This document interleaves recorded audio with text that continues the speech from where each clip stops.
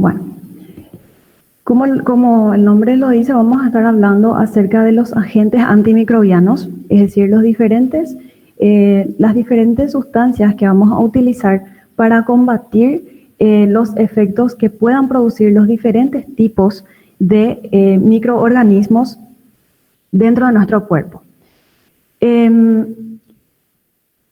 El descubrimiento, digamos, de los diferentes agentes antimicrobianos empezó en el año aproximadamente 1935, ¿sí? Y a lo largo de la historia, a partir de ahí, a lo largo de la historia, hasta nuestros días, hubo grandes descubrimientos acerca de los compuestos que son producidos por los diferentes microorganismos que inhiben el crecimiento de otros, a los que se les denominó antibióticos, ¿sí? Entonces los antibióticos son compuestos que son producidos dentro de microorganismos, ¿verdad? Para inhibir el crecimiento de otros. Y esta relación, ¿sí? Se llama antibiosis, ¿sí? Que consiste en la imposibilidad de un microorganismo, de vivir cerca de otro, ¿sí? Debido a que uno de ellos segregan una sustancia, que en este caso son llamadas antibióticos, y que provoca la muerte de estos. Por ejemplo, el hongo Penicillium, ¿sí? Otros organismos no pueden crecer alrededor o cerca de ellos porque segregan una sustancia denominada penicilina, que es un antibiótico muy eficaz, que inhibe el crecimiento de los otros cerca de ellos, ¿okay? Entonces, esta relación denominamos antibiosis. El señor Alexander Fleming fue el que demostró primeramente la actividad antimicrobiana y la ausencia de toxicidad del primer antibiótico, que es la penicilina, ¿sí? Una de las características de los antimicrobianos modernos es que se pueden modificar de manera sintética, ¿sí? Y se pueden reproducir también de manera sintética.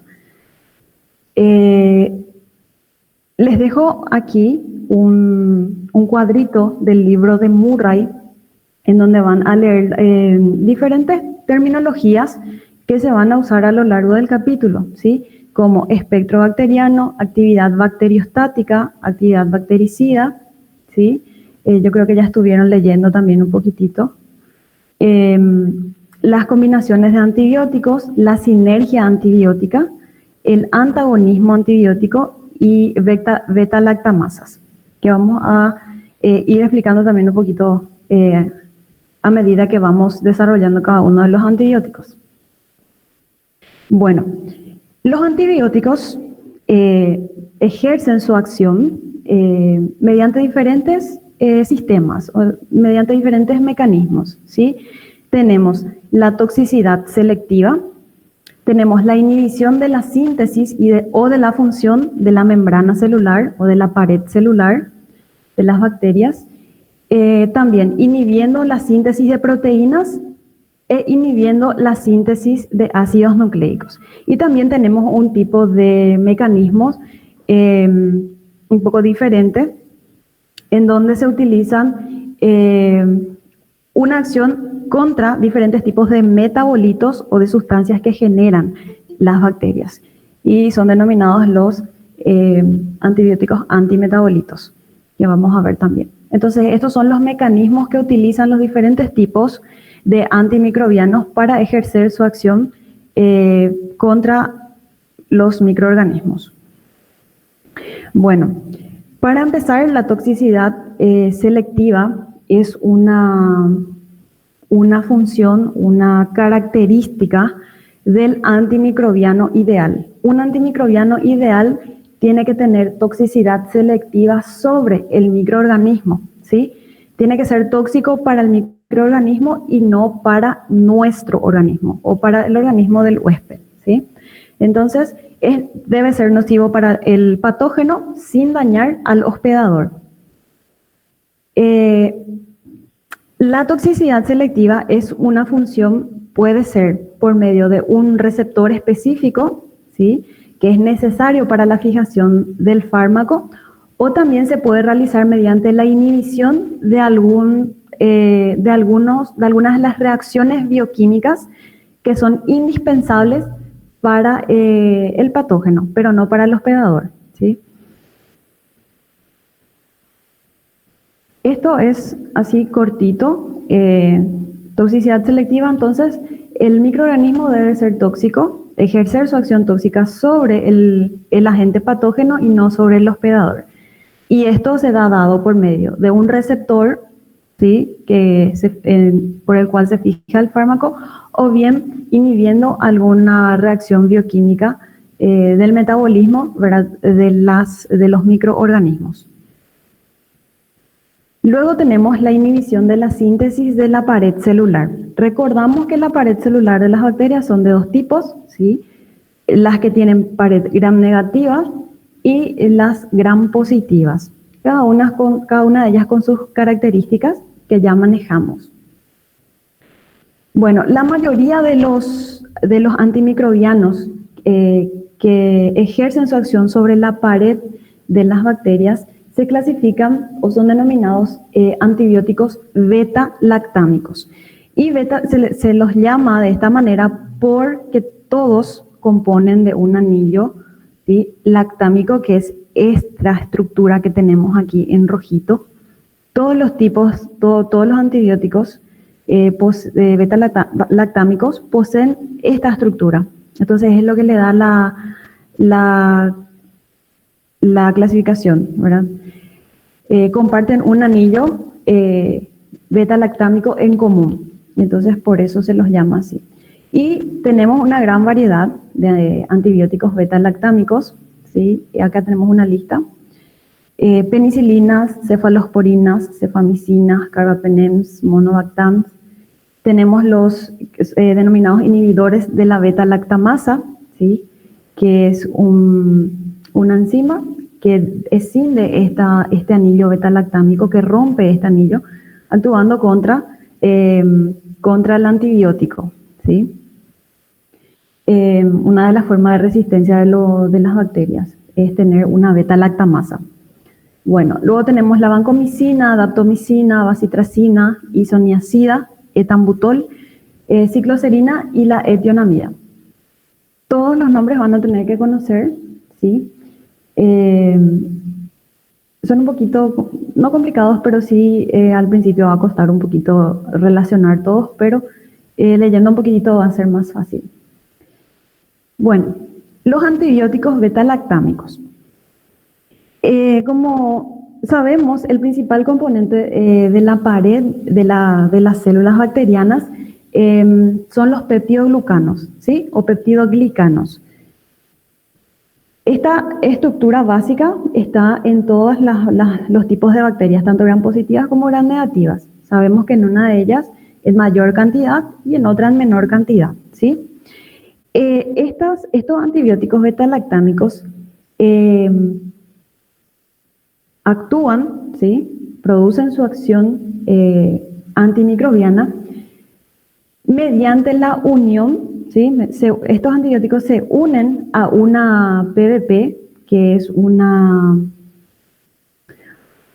receptor, ¿sí? De proteínas específicas, y al hacer eso inhibe el ensamblaje de las cadenas de peptidoglicanos, es decir, no permite que se vayan formando la pared bacteriana. Esto sí o sí cuando una bacteria está en crecimiento, ¿ok? Una vez que se unen a estas proteínas, a estas PDP, se activan unas enzimas denominadas autolisinas que van a degradar la pared y dan lugar a la muerte celular, a la muerte bacteriana, ¿sí? Y actúan como agentes bactericidas, es decir, destruyen por completo al agente microbiano. Ahora tenemos un esquemita, ¿sí? El beta-lactámico. Primero se produce la inhibición de la formación de la pared celular, ¿sí? Por la competición del beta-lactámico, o sea, del antibiótico, por la proteína PVP, ¿sí? Entonces, este beta-lactámico gana porque tiene mayor afinidad y se produce la interrupción del ensamblaje de la pared de los peptidoglucanos, ¿sí? Y esta unión produce la activación de endolicinas o autolicinas que producen la destrucción enzimática del peptidoglicano, ¿ok? Bueno, y cuando existe una ausencia de formación o la destrucción de la pared, indefectiblemente se produce la muerte bacteriana. Existen bacterias, ¿sí?, que son resistentes a estos antibióticos beta-lactámicos. Este sistema de resistencia puede ocurrir por 3 mecanismos: impidiendo la unión de los antibióticos y las proteínas de membrana, las PVP, ¿sí? Se puede realizar una modificación de esta unión del antibiótico, o bien se puede hidrolizar el antibiótico mediante diferentes tipos de enzimas bacterianas que son las beta-lactamasas. Vamos a ver que existen varios tipos de beta-lactamasas otra vez. Entonces, de esta manera, un microorganismo bacteriano puede presentar una resistencia a los antibióticos beta-lactámicos. Como les dije, las beta-lactamasas se clasifican en diferentes tipos dependiendo de la forma en que actúan, ¿sí? Tenemos las beta-lactamasas de clase A. Las más comunes son denominadas con estas siglas, SHB1 y TEM1. Estas beta-lactamasas son denominadas penilicinasas, ¿sí? Las penilicinasas escinden las penicilinas, el anillo beta-lactámico, ¿sí?, que se encuentran principalmente en los bacilos gram negativos. Estas beta-lactamasas de clase A se encuentran en los bacilos gram negativos comunes, como Escherichia coli y Klebsiella. Y tienen una mínima actividad frente a las cefalosporinas, que son un tipo de penicilinas. Las beta-lactamasas de clase B son otro tipo de penilicinasas también, de tipo metaloenzimas, es decir, son dependientes de un tipo de metal, en este caso del zinc, ¿sí? Tienen un amplio espectro de actividad, es decir, que elimina una gran cantidad de agentes, de microbianos. Están incluidas las cefamicinas y los carbapenems, ¿sí? Actúan contra estos tipos de antibióticos. Por outro lado, tenemos... Professora, Oi. Desculpa atrapalhar, porque Sim. tem alguns alunos no grupo pedindo para a senhora aceitar, que acabaram de chegar em casa. Bueno. Obrigada. Vamos a aceptar.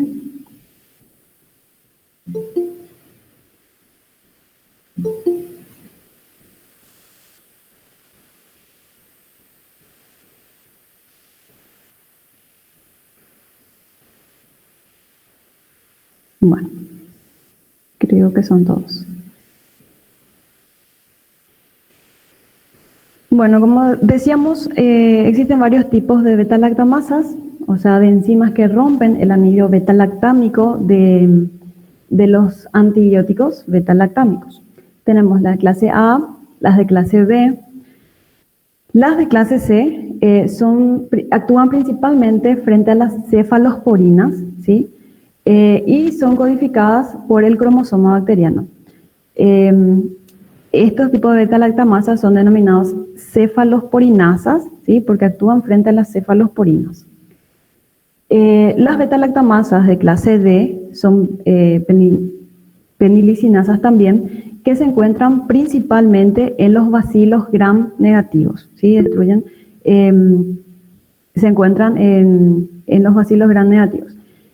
Luego tenemos un tipo de beta-lactamasa denominado BLE, que son beta-lactamasas de espectro extendido, ¿sí?, que tienen actividad frente a todos los tipos de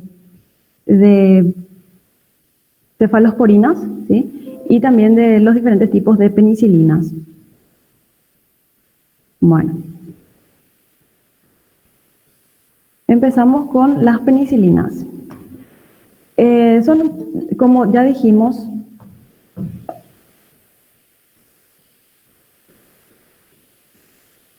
bueno, a partir de ahora ya no voy a aceptar alumnos porque si no se corta mucho y va a ser muy extensa la clase. Bueno, como ya dijimos, la penicilina el grupo de las penicilinas fueron los primeros antibióticos a ser descubiertos, ¿verdad? Tienen como origen, se producen en el hongo denominado Penicillium chrysogenum, ¿sí? Y existen dos tipos conocidos de penicilina. Tenemos la penicilina G, que es inactivada por el ácido gástrico, ¿sí? Y por lo tanto se utiliza como fármaco intravenoso, ¿sí? Intravenoso. Para el tratamiento de infecciones que son causadas por un limitado grupo de microorganismos que son sensibles. Y una de las principales aplicaciones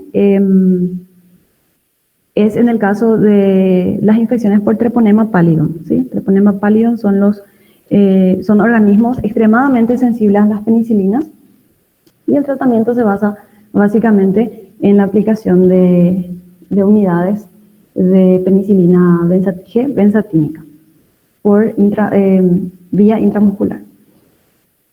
Luego tenemos las penicilinas D, ¿sí? Que son más resistentes al ácido gástrico y se utilizan como fármacos orales. Existen algunas penicilinas que son resistentes a las penilicinasas, es decir, a las beta-lactamasas, ¿sí? Que son la meticilina y la oxacilina, que se utilizan normalmente en infecciones por estafilococos. Como dijimos, las penicilinas son antibióticos que son muy eficaces y que tienen una toxicidad para el hospedador extraordinariamente baja. Tiene una toxicidad selectiva elevada y son denominados antibióticos ideales. Bueno, la ampicilina es otro tipo de penicilina de amplio espectro, es decir, que actúa frente a una cantidad más grande de microorganismos, ¿sí? Pero no actúan, o sea, son más limitados frente a los bacilos gram negativos como Escherichia, ¿sí? Las especies de Escherichia, Proteus y los diferentes tipos de amófilos. Luego tenemos la carbenicilina, la ticarcilina y la piperacilina, ¿sí? Que son otros tipos de penicilinas que son eficaces frente a bacterias gram negativas un poco más complejas como Klebsiella, Enterobacter y Pseudomonas. Normalmente las penicilinas se combinan con otros tipos de antibióticos que son los inhibidores de beta-lactamasas, ¿sí? Que ya habíamos visto. Normalmente el ácido clavulánico, el sulbactam y el tazobactam, que son inhibidores de beta-lactamasas y son relativamente inactivos por sí solos, pero cuando se combinan con otros tipos de penicilinas como ampicilina, moxicilina, ticarcilina y piperacilina, son eficaces en el tratamiento de algunas infecciones causadas por las bacterias productoras de beta-lactamasas. Estos inhibidores se unen de manera irreversible a las beta-lactamasas bacterianas, o sea, las enzimas susceptibles, y las inactivan, ¿sí? Por eso son sus nombres de inhibidores. Y lo que permite que el fármaco que los acompaña, en este caso las penicilinas, realice su mecanismo de acción mediante la desestructuración, ¿sí? De la síntesis de la pared celular bacteriana. Bueno, como siempre el libro de Murray presenta cuadros de manera bien sintetizada, ¿sí? De todos los tipos de antibióticos tenemos aquí las penicilinas naturales, ¿sí? benzatínica, la penicilina B y todas las resistentes a penilicinasas también, con su espectro de actividad, es decir, frente a qué tipo de microorganismos ejercen su acción. ¿Sí? Les dejo aquí para que puedan leer.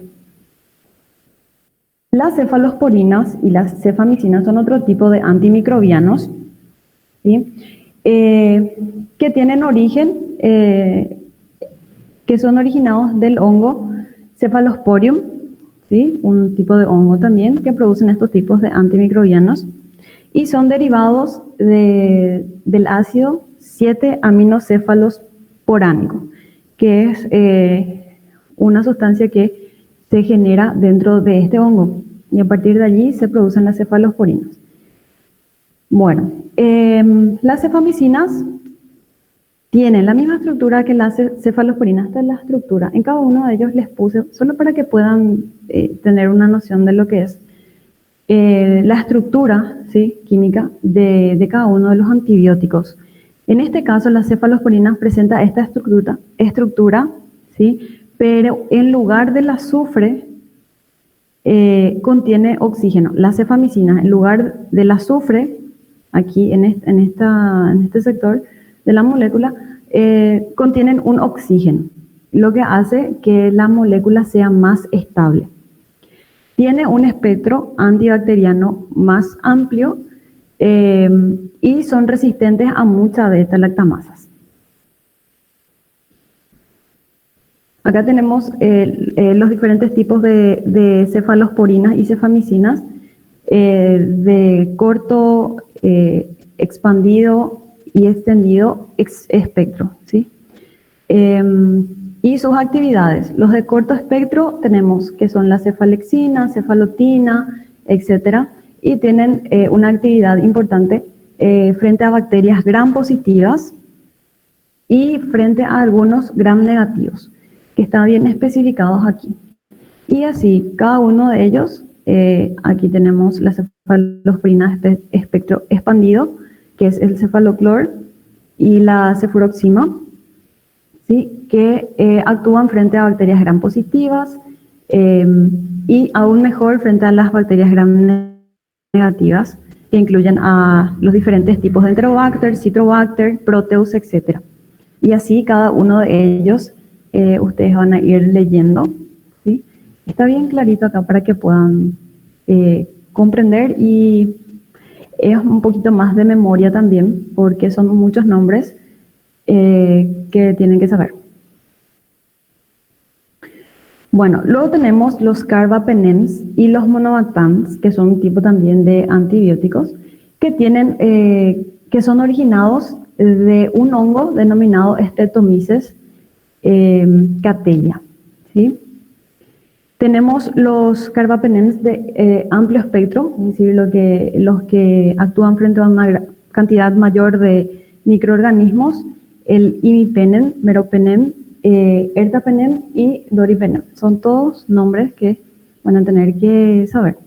Los monobactams son antibióticos de corto espectro, ¿sí? Actúan frente a bacterias gram negativas aerobias y uno de los nombres de esta familia de antibióticos más utilizados es el Aztreonam.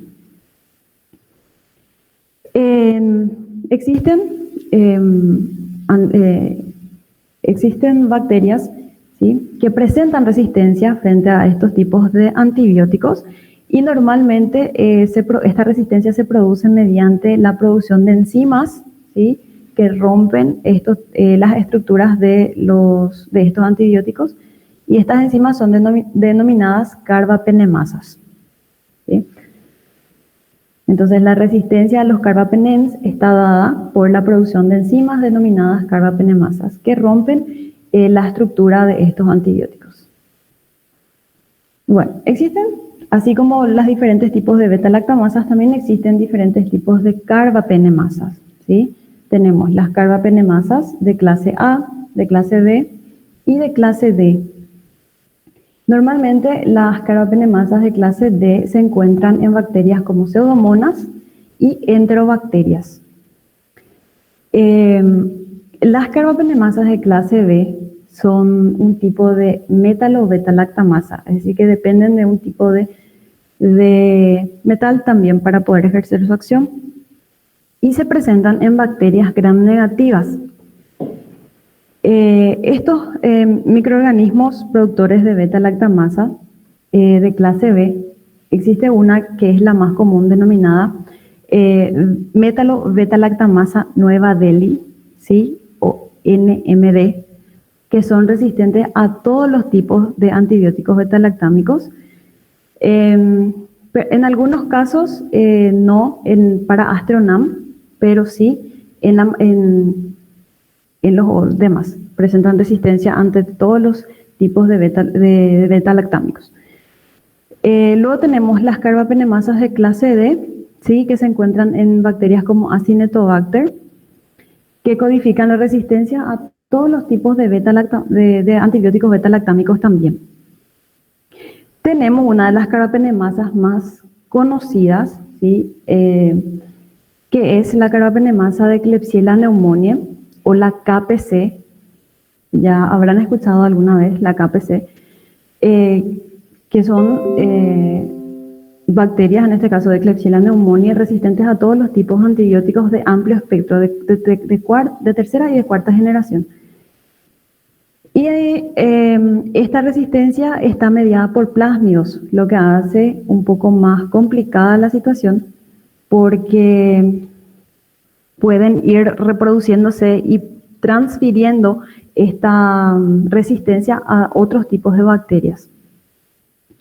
Bueno, luego tenemos los glucopéptidos, que son un tipo también de antimicrobianos, y uno de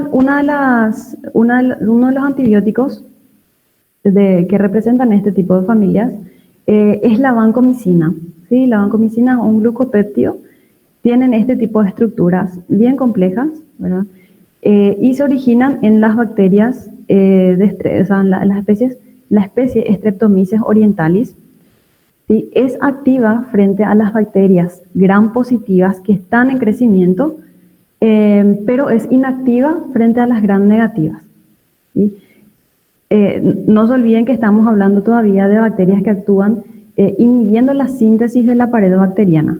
Entonces, es activa frente a las gram positivas que están en crecimiento. Normalmente interfiere en la formación de los puentes entre las cadenas o entre las moléculas de peptidoglicanos.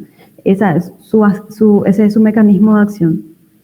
Interfiere en la formación de los puentes entre los peptidoglicanos. Estos glucopéptidos, la vancomicina, específicamente, se emplean en el tratamiento de infecciones que son causadas por estafilococos, ¿sí? Que son resistentes a oxacilina y también actúan frente a otras bacterias gram positivas que son resistentes a los antibióticos beta-lactámicos. Existen bacterias que son intrínsecamente resistentes a la vancomicina. ¿Qué quiere decir eso? Que por naturaleza son resistentes, y como el Lactobacillus, uno de los más conocidos, porque el pentapéptido de la cadena polipeptídica, ¿sí? del grupo péptido, termina en una molécula, o sea, la molécula termina en D-alanina de lactato, o sea, la estructura está conformada por D-alanina y D-lactato, que no se une a la vancomicina, porque la vancomicina tiene el grupo terminal D-alanina, ¿sí? Entonces no logran unirse. También existen algunas especies de enterococos que contienen un extremo de alanina de serina, ¿sí? Que es otro tipo de molécula que no logran unirse a la vancomicina. Y entre ellos están el Gallinarum, Faecium fecalis, que son los más conocidos. ¿Sí? Y esta resistencia de la estructura está también mediada por plásmidos. Entonces, existe la posibilidad de que esta resistencia sea transferida a otros tipos de bacterias, si se da el caso. Luego tenemos los lipopéptidos, ¿sí? Entre ellos la daptomicina. Esta es la estructura de los lipopéptidos. Se origina en la bacteria Streptomyces rhoeosporus, que vemos aquí, ¿sí? Esta molécula de daptomicina se une de manera irreversible a la membrana citoplasmática y despolariza la membrana, lo que provoca la muerte celular, la salida de todos los tipos de contenido citoplasmático y provoca la muerte celular. Tiene actividad frente a bacterias gram positivas, pero las gram negativas son resistentes. Y tiene también, esta daptomicina tiene una buena actividad frente a las cepas que son multiresistentes, o sea, resistentes a diferentes tipos de antibióticos, como los estafilococos, los estreptococos y los enterococos, ¿sí? Cepas de estos tipos de bacterias. Luego tenemos los polipéptidos, ¿sí? Entre ellos la bacitracina. Aquí vemos la estructura bien compleja de la bacitracina. Tiene origen en la bacteria Bacillus, ¿sí? Una de las especies de Bacillus. Se utiliza esta bacitracina en infecciones cutáneas, ¿sí? Por bacterias gram positivas, como Staphylococcus del grupo A. Normalmente las bacterias gram negativas son resistentes a la bacitracina, ¿okay? Y esta resistencia está causada porque el antibiótico no puede penetrar al interior de la célula bacteriana, ¿sí? Porque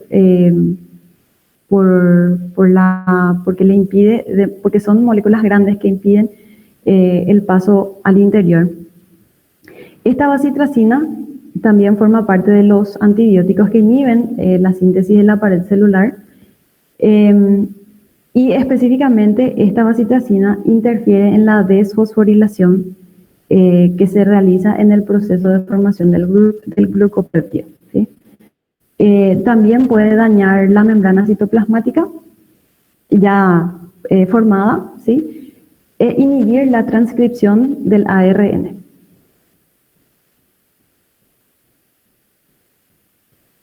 Luego tenemos los polipéptidos. Los polipéptidos incluyen a un tipo de antibióticos denominados polimixinas.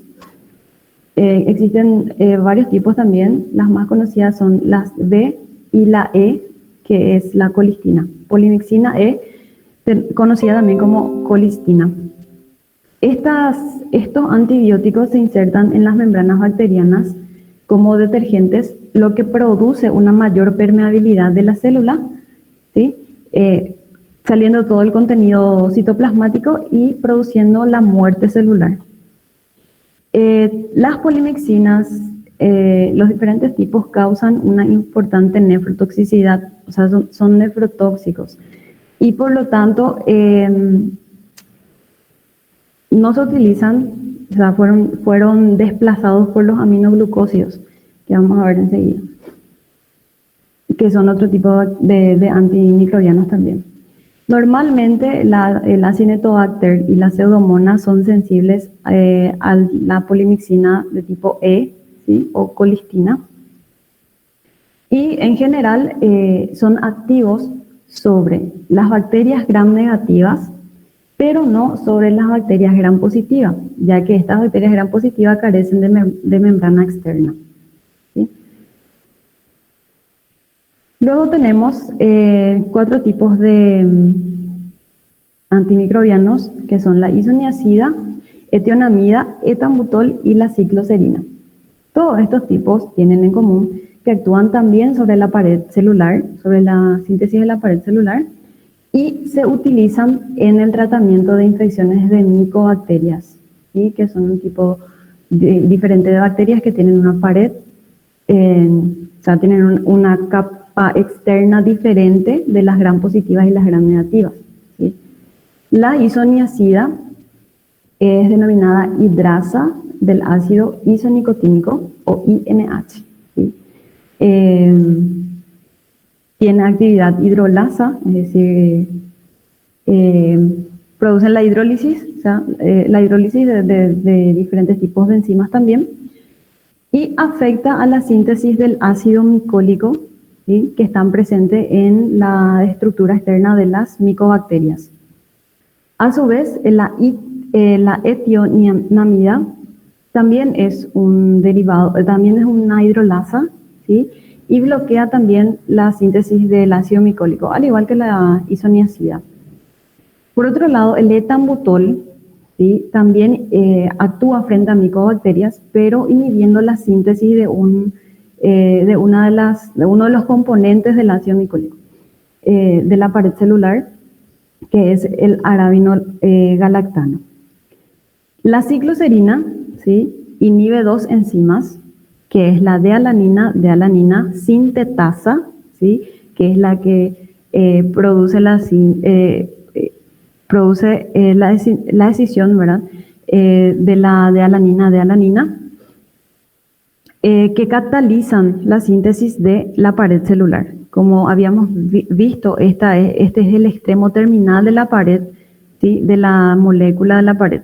Entonces, ella actúa a ese nivel.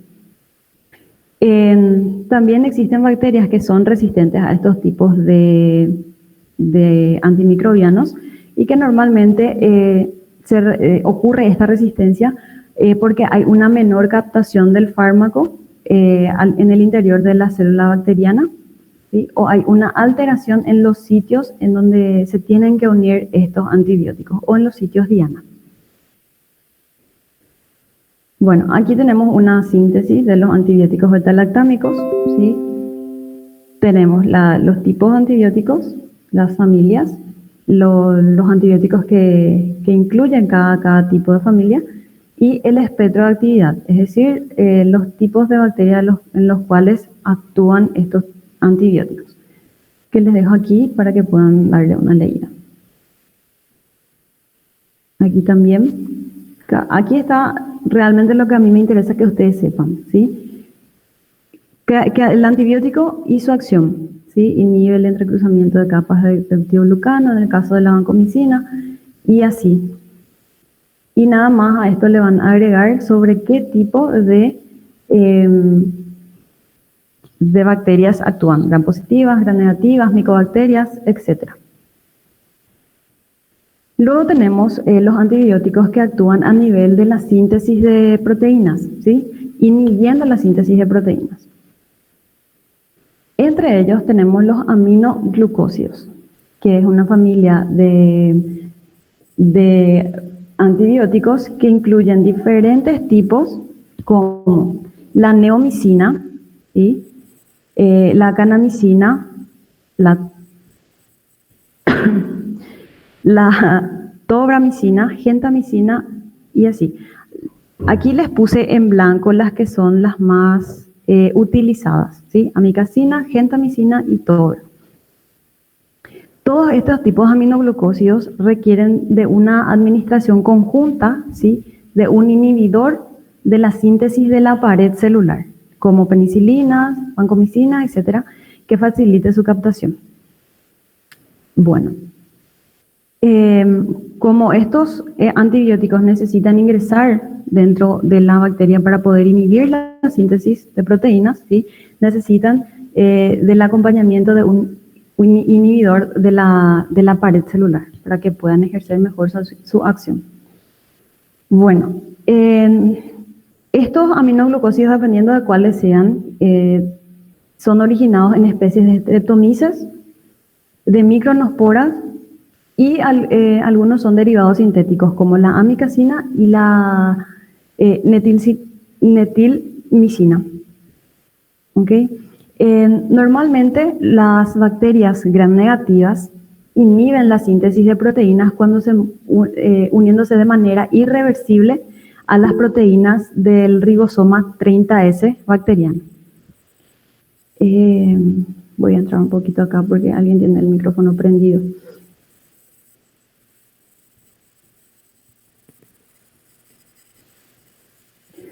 Bueno. Por favor, si pueden ver, no sé quién tiene el micrófono prendido.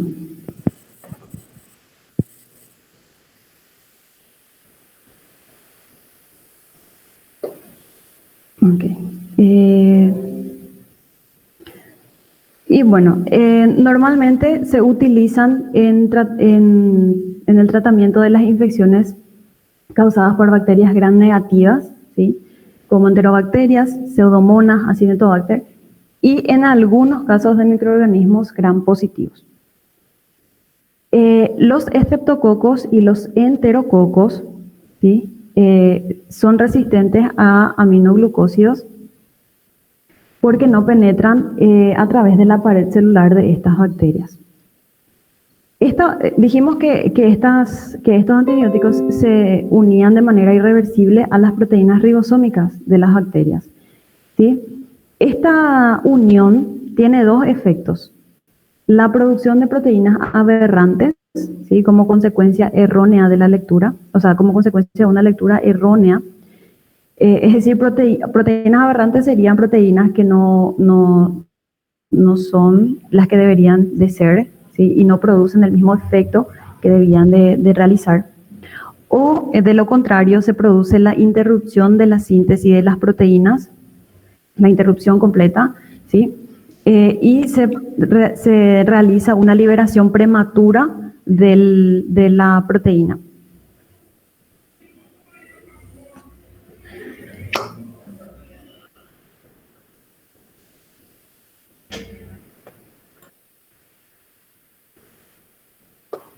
Bueno, la amicacina, que es un aminoglucósido que es de origen sintético, como dijimos, posee mejor actividad y con mayor frecuencia se reserva para el tratamiento de infecciones que son causadas por las bacterias gram negativas, ¿sí? Que son resistentes a otros tipos de antibióticos como gentamicina y la tobra, ¿sí? Por otro lado, la streptomicina no está fácilmente disponible, pero se emplea en el tratamiento de la tuberculosis, la tularemia, que es un tipo de infección por una especie de liebre, fiebre de la liebre, ¿sí? Y de las infecciones causadas por estreptococos o enterococos resistentes a gentamicina. Esta streptomicina se realiza con una combinación, o sea, se realiza una combinación con una penicilina. También existen bacterias que pueden ser resistentes a los diferentes tipos de aminoglucósidos, ¿sí? Y esto se puede desarrollar de 4 modos diferentes.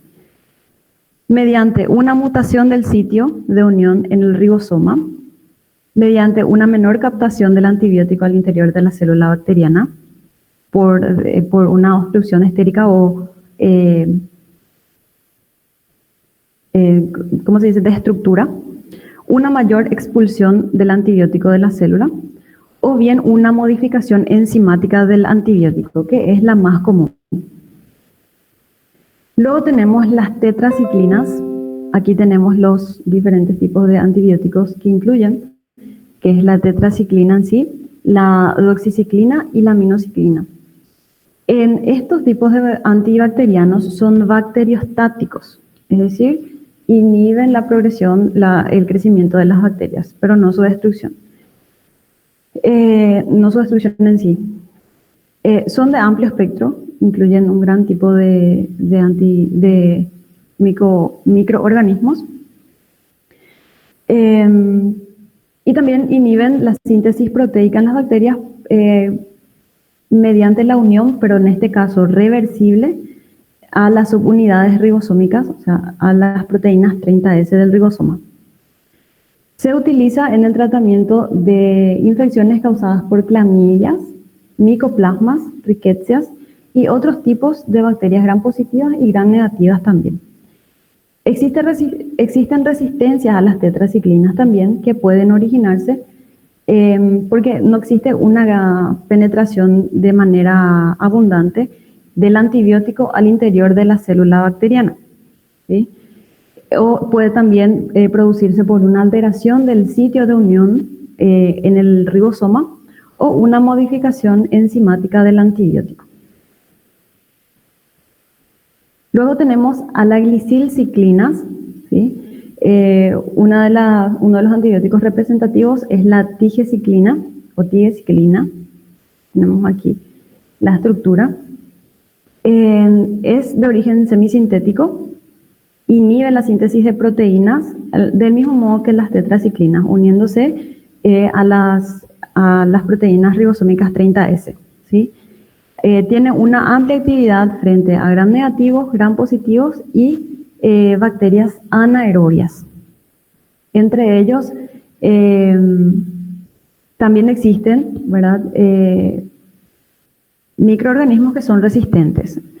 Entre ellos tenemos Proteus, Morganella, Providencia y Pseudomonas aeruginosa. Luego tenemos las oxazolidonas, como el linezolid, que es el representativo. Son antibióticos de corto espectro, ¿sí? Se usan para un número limitado de microorganismos. Actúan uniéndose a la subunidad ribosómica más grande de la bacteria, ¿verdad?, que es la 50S, y distorsiona el sitio de unión en donde debería de unirse el ARN de transferencia, inhibiendo de esa forma la formación del complejo 70S, que es el que va a realizar la síntesis de proteínas. Tiene actividad frente a estafilococos, estreptococos y también enterococos, incluidas algunas cepas que son resistentes a penicilina, vancomicina y aminoglucósidos. Normalmente el linezolid se reserva para tratar infecciones por enterococos multiresistentes. Luego tenemos el cloranfenicol, ¿sí? Esta es la estructura. Normalmente su empleo es limitado porque la toxicidad es alta, ¿verdad? Desestructura la síntesis de proteínas en las células de la médula ósea humana, ¿sí? Y puede producir algunas discrasias sanguíneas, ¿sí? Algunas alteraciones como anemias aplásicas. El cloranfenicol se une a la subunidad ribosómica 50S, ¿sí? Y también distorsiona el sitio de unión, cambia su estructura y de esta manera el ARN de transferencia no puede formar el complejo de iniciación de la formación de las proteínas. Normalmente la resistencia en bacterias que son productoras de cloranfenicol son de codificación plasmídica, ¿sí? Se transfieren por medio de plásmidos, por lo que siempre representa un mayor riesgo, ¿verdad?, de que otros tipos de bacterias puedan asumir también ese tipo de resistencia contra este antibiótico.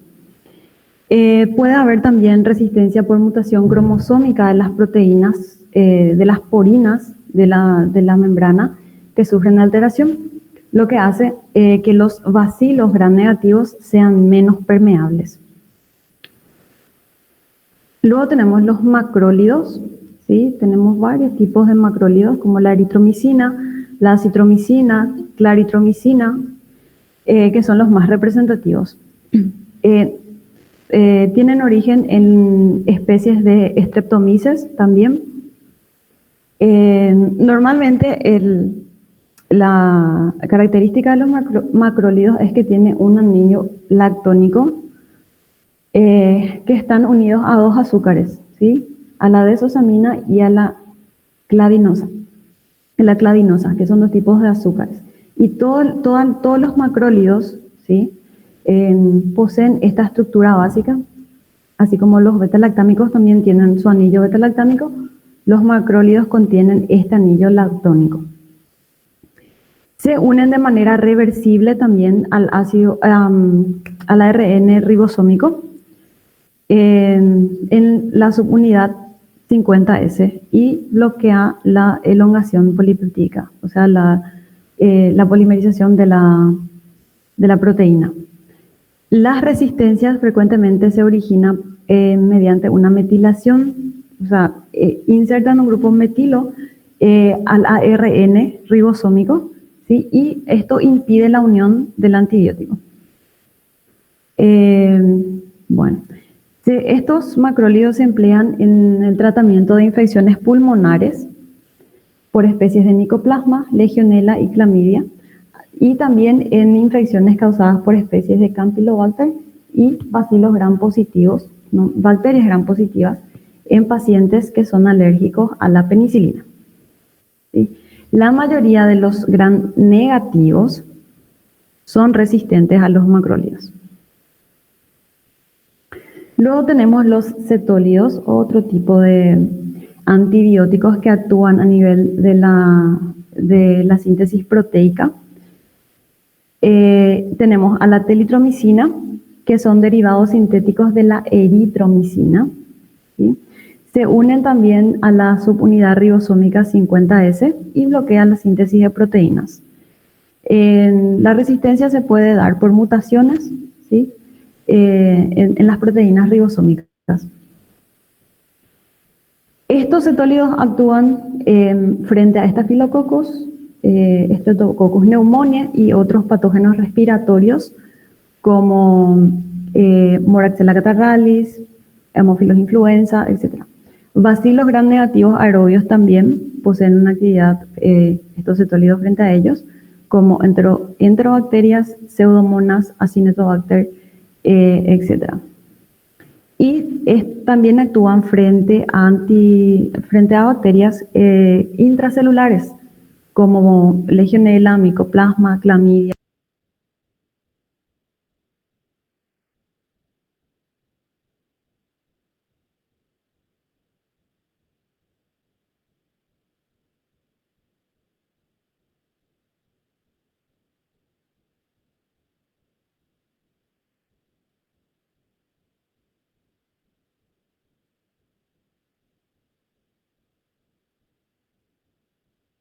Professor, o seu microfone está sem áudio. Alguém desativou. Aí.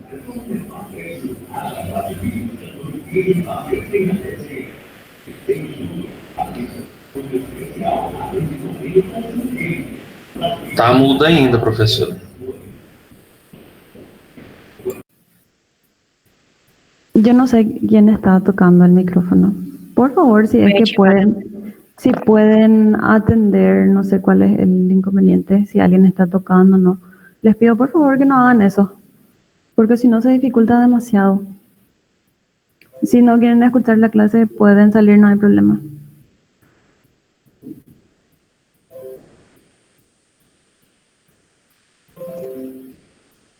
Bueno. Continuamos con la clindamicina. Como les dije, es un derivado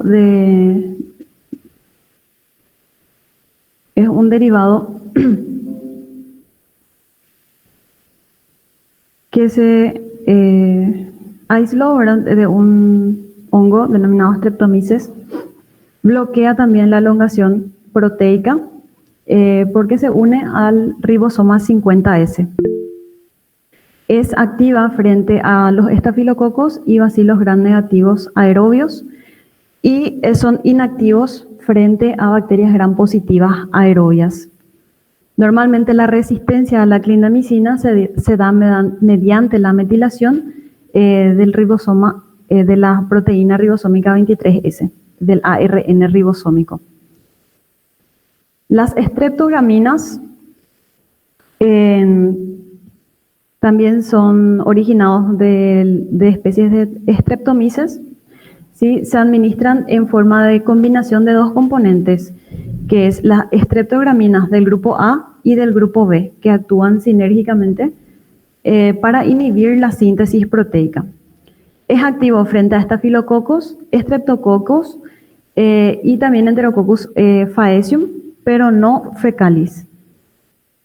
El empleo de estos antibióticos está restringido principalmente para el tratamiento de Enterococcus faecium, que son resistentes a vancomicina. Bueno, vamos a seguir. Los inhibidores de la síntesis de proteínas, entonces tenemos aquí el resumen para que puedan leer. Y vamos a ir pasando. Bueno, la inhibición de síntesis de ácidos nucleicos es otro de los mecanismos de acción que utilizan los antibióticos para ejercer sus acciones antimicrobianas. Tenemos las quinolonas, y aquí el grupo de las quinolonas, ácido nalidíxico, ciprofloxacina, levofloxacina, etc. Y son quimioterápicos sintéticos. Inhiben la topoisomerasa del tipo 2 y 3, 2 y 4, que es la girasa en el ADN bacteriano, ¿sí? Que impide la distorsión de la molécula de ADN.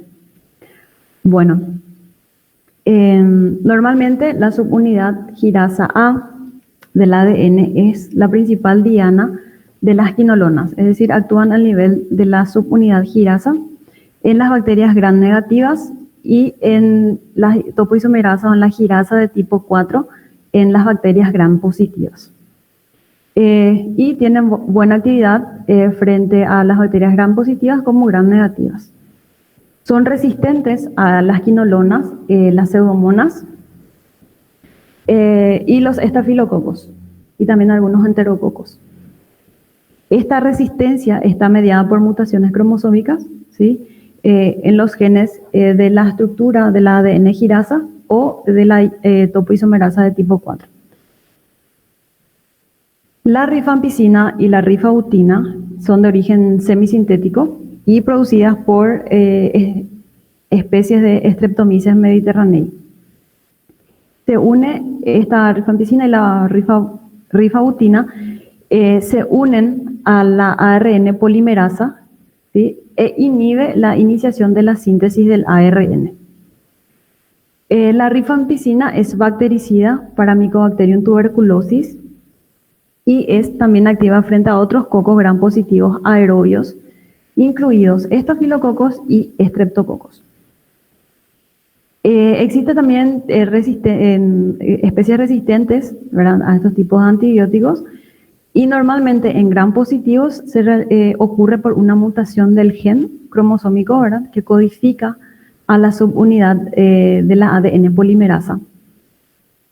Los bacilos gram negativos son resistentes intrínsecamente, es decir, de manera natural, a la rifampicina porque hay una menor captación del antibiótico que es hidrófobo. La rifabutina es un derivado de la rifampicina, ¿sí? Y tiene un espectro de actividad similar, ¿sí?, frente a los mismos tipos de bacterias, y es particularmente activa frente al Mycobacterium avium, que es otro tipo de especies de Mycobacterium. El metronidazol también se incluyen dentro de los que realizan su acción mediante la inhibición de la síntesis de ácidos nucleicos, pero carece de actividad frente a bacterias aerobias y anaerobias facultativas, ¿sí? Fue originado como agente para el tratamiento de infecciones por tricomonas, pero también posteriormente se vio que es eficaz en el tratamiento de amebiasis, yardiasis y de las infecciones bacterianas graves causadas por anaerobios. Sus propiedades antimicrobianas se originan mediante la producción de compuestos citotóxicos que desestructuran el ADN del hospedador. La resistencia se origina por una menor captación del antibiótico o por la eliminación de estos compuestos citotóxicos antes de que puedan actuar frente al ADN del hospedador.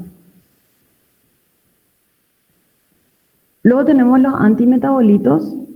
Tenemos aquí los diferentes tipos de antibióticos como las sulfamidas, trimetoprima, dapsona, ácido aminosalicílico, que actúan, que compiten, compiten con una enzima, ¿sí?, que previene la síntesis del ácido fólico, que es requerido por ciertos microorganismos. La trimetoprima interfiere con el metabolismo del ácido fólico porque actúa a nivel de una enzima denominada dihidrofolato reductasa. La trimetoprima se combina comúnmente también con otro antibiótico, como el sulfametoxazol, para producir una combinación sinérgica activa en dos etapas de la síntesis del ácido fólico. Luego tenemos la dapsona y el ácido para-aminosalicílico, que también son antifolatos ¿sí? Y tienen una gran actividad frente a micobacterias. Todos estos tipos de antimetabolitos son eficaces frente a bacterias gram positivas y gram negativas. Normalmente las pseudomonas son resistentes a estos tipos de antimetabolitos como consecuencia de las barreras de permeabilidad que posee. Bueno, y como último, otros antibióticos, tenemos dos antibióticos más, que es la clofamicina, que es un antibiótico lipófilo que se une al ADN micobacteriano, actúa frente a micobacterias. Es muy efectivo frente al agente causal de la tuberculosis y es el fármaco de primera línea en el tratamiento de infecciones por Mycobacterium leprae. Sí, y es recomendado como segundo antibiótico en el tratamiento de infecciones causadas por otras especies de micobacterias. Y la piracinamida o PZA, que es activa también frente a Mycobacterium tuberculosis a pH bajo, como el que se encuentra en los fagolisosomas, una vez captados, ¿verdad? Una vez ingresado al huésped. La forma activa de este antibiótico es el ácido piracinoico, que es producido cuando se hidroliza esta molécula más grande en el hígado y se desconoce su mecanismo de acción.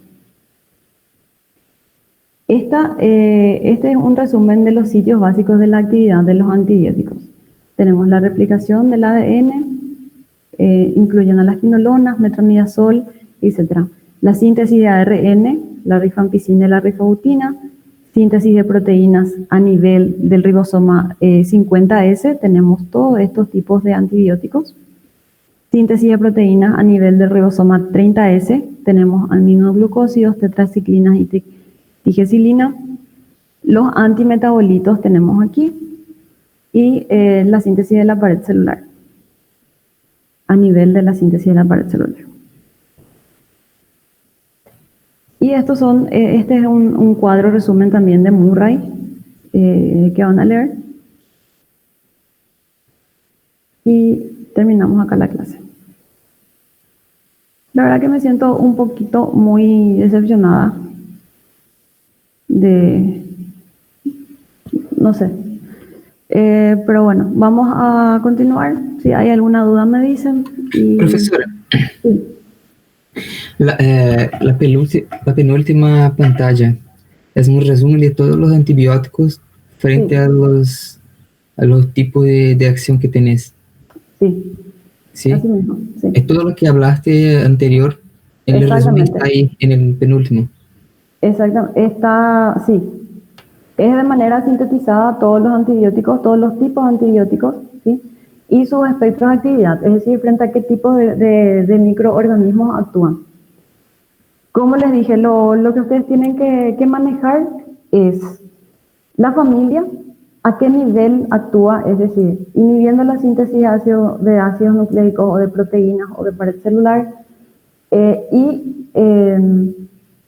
frente a qué tipo de bacterias, o gram positivas, gram negativas, micobacterias, y cuáles son los tipos de resistencia que puede existir en cada uno de los tipos de antibióticos. Les dejo eso. Bueno, entonces saber el tipo de bacterias, Sí. el antibiótico frente a esas Sí. y la acción. Sí, el mecanismo de acción y la resistencia. Ah, resistencia. Entonces me dejan su nombre y que tengan un buen fin de semana.